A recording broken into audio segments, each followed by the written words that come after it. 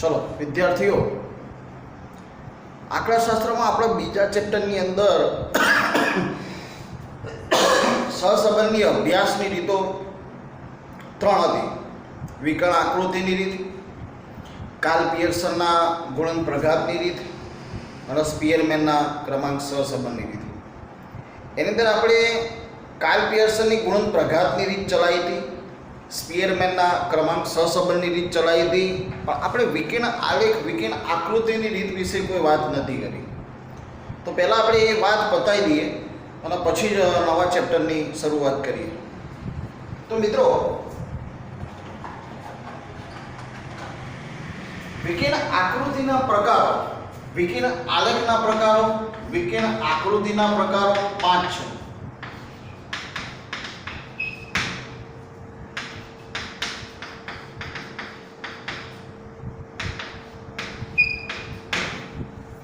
વિકર્ણ આકૃતિના પ્રકારો મિત્રો 5 છે। સંપૂર્ણ ધન સહસંબંધ, સંપૂર્ણ ઋણ સહસંબંધ, आंशिक धन सहसंबंध, आंशिक ऋण सहसंबंध और सहसंबंधनो अभाव। आंशिक एटले अंशत बी थाय एना अर्धो कहेवाय। ओके, तो हूँ 5 आलेखना प्रकारो तमने समजावी दઉં છું। तो सौथी पहलो प्रकार है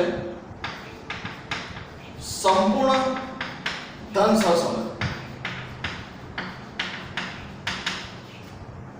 संपूर्ण धन सहसंबंधनो आलेख केवो होय તમને એ તો ખબર જ છે કે આ જે ધરી હોય છે આ x ધરી હોય છે અને આ કઈ ધરી હોય છે y ધરી હોય છે। સંપૂર્ણ ધન સહસંબંધનો આલેખ કેવો હોય? ડાબી બાજુના નીચેના છેડાથી જમણી બાજુના ઉપરના છેડા તરફ વધતી દિશામાં જો એ તમારો આલેખ ગતિ કરતો હોય ને ભાઈ, તો આ સંપૂર્ણ ધન સહસંબંધનો પ્રકાર કહેવાય। કયો પ્રકાર કહેવાય? संपूर्ण धन सहसंबंधनो प्रकार कहेवाय। डाबी बाजुना नीचेना छेडाथी जमणी बाजुना उपरना छेडा तरफ વધતી દિશામાં ગતિ કરતો હોય તો આ જે તમારો આલેખ છે એ સંપૂર્ણ ધન સહસંબંધનો પ્રકાર કહેવાય। ઓકે, ચલો પછી બીજો આલેખ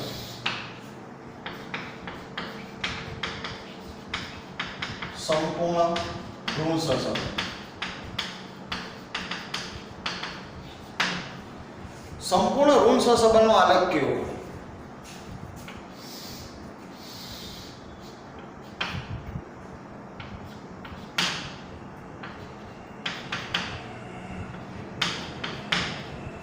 जो तमारो आलेख डाबी बाजुना उपरना छेडाथी जमणी बाजुना नीचेना छेडा तरफ घटती दिशामां गति करतो होय आ प्रकारनो जो तमारो आलेख बने तो आ संपूर्ण ऋण सहसंबंधनो प्रकार कहेवाय। कयो प्रकार कहेवाय? संपूर्ण ऋण सहसंबंधनो प्रकार कहेवाय। ओके मित्रों, आ संपूर्ण धन सहसंबंधनो आलेख, आ संपूर्ण ऋण सहसंबंधनो आलेख। पछी बीजा 3 जोईए। चलो विद्यार्थी एना पछी त्रीजो आलेख आपणो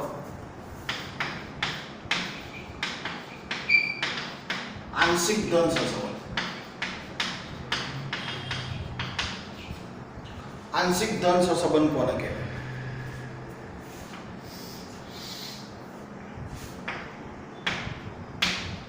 जो तमारो आलेख डाबी बाजुना नीचेना छेडाथी जमणी बाजुना उपरना छेडा तरफ વધતી દિશામાં ગતિ કરતો હોય, કેવી રીતે ગતિ કરતો હોય? વધતી દિશામાં ગતિ કરતો હોય, પરંતુ સમરેખ ના હોય। કેવો ના હોય? સમરેખ ના હોય। તો આ પ્રકારનો જે તમારો આલેખ બને ને ભાઈ, આના આંશિક ધન સહસંબંધ કહેવાય। કેવો સહસંબંધ કહેવાય? આંશિક ધન સહસંબંધ। ડાબી બાજુના નીચેના છેડાથી જમણી બાજુના ઉપરના છેડા તરફ વધતી દિશામાં ગતિ કરતો હોય, પરંતુ સમરેખ ના હોય, સીધો ના હોય, આડો ઓળો ઉપર જતો હોય, તો આ પ્રકારનો જે આલેખ બનશે એ આંશિક ધન સહસંબંધનો પ્રકાર કહેવાશે। નંબર 4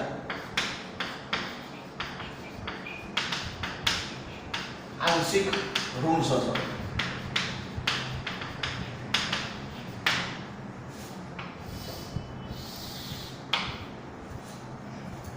कयो प्रकार? आंशिक ऋण सहसंबंध। તમારો આલેખ ડાબી બાજુના ઉપરના છેડાથી જમણી બાજુના નીચેના છેડા તરફ ગતિ કરતો હોય પરંતુ સમરેખ ના હોય, આ પ્રકારનો જો તમારે આલેખ બનાવવો તો આને આંશિક ઋણ સહસંબંધનો પ્રકાર કહેવાય. કેવો પ્રકાર કહેવાય?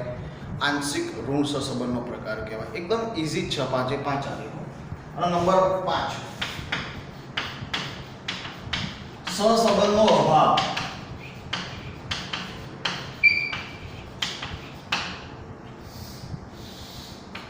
સહસંબંધનો અભાવ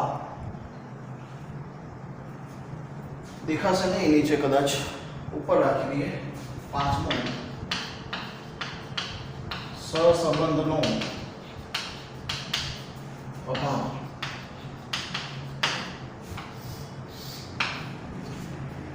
જો તમારો આલેખ ની કોઈ દિશા જ નક્કી ના હોય, તમારા આલેખની કોઈ દિશા જ નક્કી ના હોય અને આ પ્રકારનો જો આલેખ બને, કોઈ દિશા જ નહીં આવી, ખાલી બિંદુ બિંદુ બિંદુ બિંદુ આપણે કરેલા છે, બરાબર છે, તો આને સહસંબંધનો અભાવ કહેવાય. આની કોઈ દિશા ફિક્સ નથી કે આ આલેખ કઈ બાજુ જઈ રહ્યો કશું નક્કી નથી. આનો સહસંબંધનો અભાવ કહેવાય. આ બે ચલ વચ્ચે કોઈ પ્રકારનો સંબંધ નથી. અને આનો જવાબ શું હોય ખબર છે? 0. તમે x અને તમને રકમમાં x અને y આપ્યા હોય ને અને તમે દાખલો ગણો, જવાબ જો 0 આવે ને, તેનો મતલબ શું થાય કે એ બે ચલ વચ્ચે સહસંબંધનો અભાવ છે. એનો મતલબ કે એ બે ચલ વચ્ચે કોઈ પ્રકારનો સંબંધ નથી. તો મિત્રો આ 5 વસ્તુઓ તમને જે કહેવાની હતી આ ચેપ્ટરની કહી દીધી. હવે આપણે ચાલુ કરીએ, બરાબર છે, ત્રીજું ચેપ્ટર. ચલો વિદ્યાર્થીઓ, ચેપ્ટર નંબર 3 શરૂ કરીએ આપણે. સુરેખ નિયત સંબંધ. સુરેખ નિયત સંબંધની અંદર આપણે ત્રીજા ચેપ્ટરમાં મેં તમને થોડું ઘણું શીખવાડ્યું હતું. એકવાર અહીંયા ફરીથી એ વસ્તુનું રિવિઝન કરી. અહીંયા બી x ચલ અને y ચલ આવશે મિત્રો. તમને ખબર છે મેં આગળના ચેપ્ટરમાં કહેલું છે કે x જે ચલ છે એ કેવો ચલ છે? સ્વતંત્ર ચલ છે. અને y જે ચલ છે એ કેવો ચલ છે? આધારિત ચલ છે. x ચલ, y ચલ. જે રીતે આપણે બીજા ચેપ્ટરની અંદર x અને y આવતા હતા એવી રીતે અહીંયા પણ x અને y આવવાના છે મિત્રો. અને મેં તમને આ વસ્તુ કહેલી કે x જે ચલ છે ને એ નિરપેક્ષ ચલ છે અને y જે ચલ છે ને એ સાપેક્ષ ચલ છે. ધારો કે તમને રકમમાં બે વસ્તુ આપો, વરસાદ અને પાકનું ઉત્પાદન, એમાં કયો ચલ સ્વતંત્ર કહેવાય? વરસાદ અને પાકનું ઉત્પાદન, આવી રીતે બે ચલ તમને આપો, એમાં કયો ચલ સ્વતંત્ર કહેવાય? વરસાદ એ સ્વતંત્ર ચલ છે અને પાકનું ઉત્પાદન એ આધારિત ચલ છે. તો મિત્રો વરસાદ આ સ્વતંત્ર ચલ છે અને પાકનું ઉત્પાદન એ આધારિત ચલ છે. જેટલો વરસાદ સારો થાય ને ભાઈ એટલું જ પાકનું ઉત્પાદન સારું થાય. અહીંયા પણ આ વસ્તુ સમજવી જરૂરી છે. આ ત્રીજા ચેપ્ટરમાંથી તો તમને 3 માર્ક્સની થિયરીમાં એવું બી પૂછે કે ભાઈ નિરપેક્ષ ચલ કયો અને સાપેક્ષ ચલ કયો જણાવો. તો જે x ચલ છે એ નિરપેક્ષ ચલ કહેવાશે, સ્વતંત્ર ચલ કહેવાશે, અને જે y ચલ છે એ આધારિત ચલ કહેવાશે, સાપેક્ષ ચલ કહેવાશે. યાદ રાખજો. તો વરસાદ નિરપેક્ષ ચલ કહેવાય, પાકનું ઉત્પાદન સાપેક્ષ ચલ કહેવાય. 3 માર્ક્સનું પૂછાય કે ભાઈ નીચે આપેલા પરિણામોનું વર્ગીકરણ કરો, કયો નિરપેક્ષ ચલ છે, કયો સાપેક્ષ ચલ છે. એક્ઝામ્પલ ચલો બીજું, ઉંમર, વજન અને ઊંચાઈ. ચલો ઉંમરને છોડો, વજન અને ઊંચાઈ, આમાં કયો ચલ સ્વતંત્ર કહેવાય? ઊંચાઈ સ્વતંત્ર ચલ કહેવાય, વજન આધારિત ચલ કહેવાય. જેમ જેમ વિદ્યાર્થીની ઊંચાઈ વધતી જાય એમ એમ એનું વજન વધતું જાય. એટલે ઊંચાઈ એ સ્વતંત્ર ચલ છે અને વજન એ આધારિત ચલ છે. પતિ અને પત્ની કયો ચલ સ્વતંત્ર કહેવાય? પતિ સ્વતંત્ર ચલ કહેવાય, પત્ની આધારિત ચલ કહેવાય. બરાબર છે. પત્ની હંમેશા કોના પર આધાર રાખતી હોય? પતિ ઉપર બાપડી આધાર રાખતી હોય છે. ઓકે, તો પતિ એ સ્વતંત્ર ચલ છે અને પત્ની એ આધારિત ચલ છે. ઓકે મિત્રો, ચલો એના પછી પિતા અને પુત્ર, એમાં પિતા એ સ્વતંત્ર ચલ કહેવાય, પુત્ર એ આધારિત ચલ કહેવાય. પિતા એ સ્વતંત્ર ચલ છે, પુત્ર એ આધારિત ચલ છે. ખાતરનો વપરાશ અને પાકનું ઉત્પાદન, એમાં ખાતરનો વપરાશ એ સ્વતંત્ર ચલ કહેવાય. જેટલી સારી ક્વોલિટીની ખાતર નાખીશું એટલું જ પાકનું ઉત્પાદન સારું થશે. બરાબર? ખાતરનો વપરાશ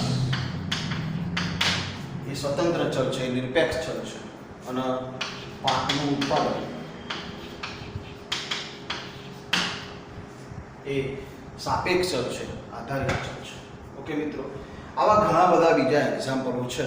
તમને રકમમાં જોઈને ખબર પડવી જોઈએ કે આમાં કયો ચલ x છે અને કયો ચલ y છે. રકમમાં x અને y લખીને આપો તો કોઈ સવાલ નથી. બરાબર છે મિત્રો? હવે આપણે આગળ સમજીએ મિત્રો, જે રીતે આપણા સહસંબંધની અભ્યાસની 3 રીતો છે ને, એવી રીતે નિયત સંબંધની અભ્યાસની 2 રીતો છે. બરાબર? તમને પરીક્ષામાં 1 માર્ક્સનો પ્રશ્ન પૂછે કે ભાઈ નિયત સંબંધની અભ્યાસની રીતો જણાવો. તો નિયત સંબંધની અભ્યાસની 2 રીત, એમાં પહેલી આવશે વિકર્ણ આકૃતિની રીત. વિકર્ણ આકૃતિની રીત. અને બીજી આવશે ન્યૂનતમ વર્ગની રીત.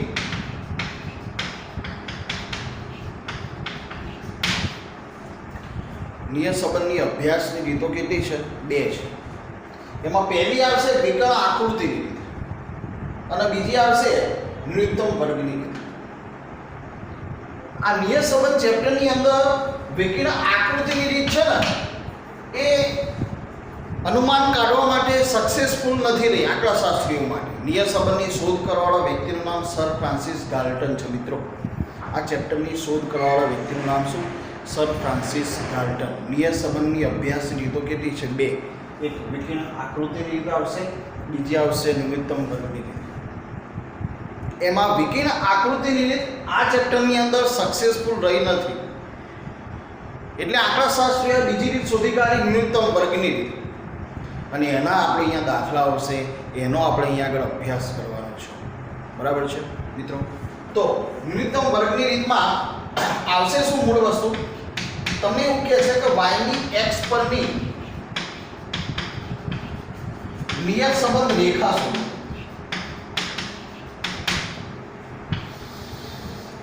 y ની x ઉપરની નિયત સંબંધ રેખા શું? તો આનું સમીકરણ મોડલ આવશે y કેપ. કેપ એટલે અનુમાન, ટોપી નહીં. y cap is equal to a plus bx. આ સમીકરણ મોડલ આવે કમ્પલસરી આખા ચેપ્ટરમાં. y ની x ઉપરની નિયત સંબંધ રેખા શોધવા માટેનું આ સમીકરણ મોડલ છે. y cap is equal to a plus bx. એમાં a છે ને એ અચલ છે અને આ b છે ને એ અચલ છે. આ 2 વસ્તુ આપણે શોધવાની આવશે. a શોધવાનો આવશે અને b શોધવાનો આવશે. આ બંને અચલ હશે. કેપનો મતલબ શું કહેવાય મેડમ? અનુમાન. પહેલા જૂના કોર્સની અંદર તો 2 રીતો આવતી હતી. y ની x ઉપરની જ આવતી હતી, x ની y પરની આવતી હતી. પણ હવે આપણને અહીંયા સરળ કરી નાખ્યું છે કે y ની x ઉપરની નિયત સંબંધ રેખા શોધવાની આવે. બરાબર છે મિત્રો? તો અહીંયા આગળ પહેલા હું b શોધવા માટેના 3 સૂત્રો લખીશ. એમાંથી કોઈ બી સૂત્ર વાપરીને તમે b શોધી શકો. b શોધવા માટેના હું 3 સૂત્રો લખીશ. એમાંથી કોઈ બી સૂત્રનો ઉપયોગ કરી તમે b શોધી શકો. અને રકમમાં તમને શું આપેલું હશે? x ચલ અને y ચલ. તો b શોધવા માટેનું પહેલું સૂત્ર n sigma xy minus sigma x into sigma y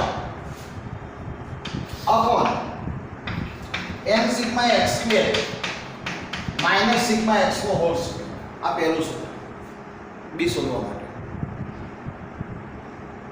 જે લોકો બીજું ચેપ્ટર શીખેલા છે એ લોકોના એકદમ ખબર પડી ગઈ હશે કે આ બધું શું છે. જે લોકો બીજું ચેપ્ટર શીખી ગયા છે, જે નવા વિદ્યાર્થીઓ છે કે જે લોકોને બીજું ચેપ્ટર હજી શીખવાનું બાકી છે, એમને હજી આમાં ઓછી ખબર પડશે, પણ દાખલા ચલાવીશું એટલે ખબર પડી જશે પાછી.